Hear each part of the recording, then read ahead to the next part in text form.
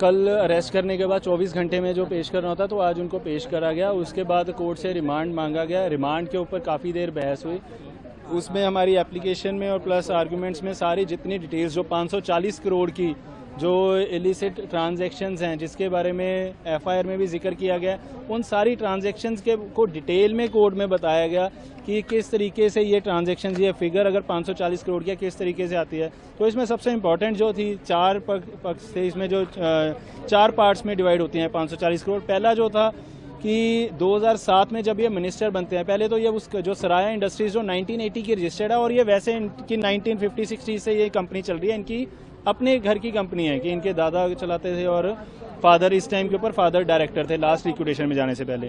तो उस कंपनी में 2007 से लेके 9 के बीच में जब ये मिनिस्टर बनते हैं तो इमीडिएटली इसमें 200-300% कैश डिपॉजिट में स्पाइक आ जाता है। तो कैश डिपॉजिट में जब बैंक स्टेटमेंट्स इनकी चेक करी गई तो टोटल जो कैश डिपॉजिट था वो 286 करोड़ रुपए था, जबकि कैश डिपॉजिट जो इनके बैंक अकाउंट, जो इनके अकाउंट स्टेटमेंट्स देखी गई, जो इनकी कैश डिपॉजिट स्टेटमेंट्स थी, उसमें वो 1.25 करोड़ के आसपास था।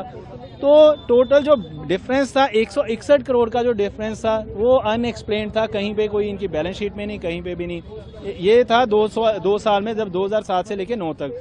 इसके बाद फिर 2012-13 में जब ये दोबारा मिनिस्टर बनते हैं, उस टाइम पे ऑल ऑफ सडन एकदम बहुत स्पाइक आता है कंपनी के। जैसे टोटल जो डिपॉजिट है वो 1342 करोड़ होता है, जबकि कंपनी के रिकॉर्ड में 1106 करोड़ है। तो वो अराउंड 236 करोड़ का वहाँ पे डिफरेंस आता है। ऐसे ही फॉरेन कंपनी से लोन आता है, या तो वापस नहीं जाता, या फिर अगर जाता है तो वन टाइम सेटलमेंट, जो कंपनी प्रॉफिट में है उसके साथ वन टाइम सेटलमेंट होता है, वो भी करोड़ में। तो वो 141 करोड़ का डिफरेंस था। तो ये सारा मिला के अराउंड 540 करोड़ प्लस इनके जो अपने एसेट्स हैं उनमें डिफरेंस आया अराउंड 1.5 करोड़ के आसपास का, जो इनके एसेट्स इंक्रीज हुए हैं।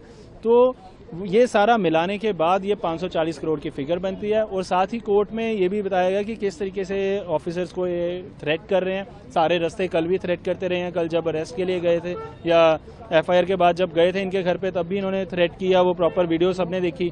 तो वो सारा संज्ञान में लेते हुए कोर्ट ने फिर 7 दिन का पुलिस रिमांड दिया। सर, इस केस का बेस क्या है? जो 2021 में एफआईआर हुई थी, क्या उसे बेस माना जा सकता है? नहीं सर, ये इसमें डिफरेंस है। 2021 में जो एफआईआर हुई थी एनडीपीएस एक्ट के अंडर हुई थी, जिस टाइम पे एसआईटी इसकी जांच कर रही थी।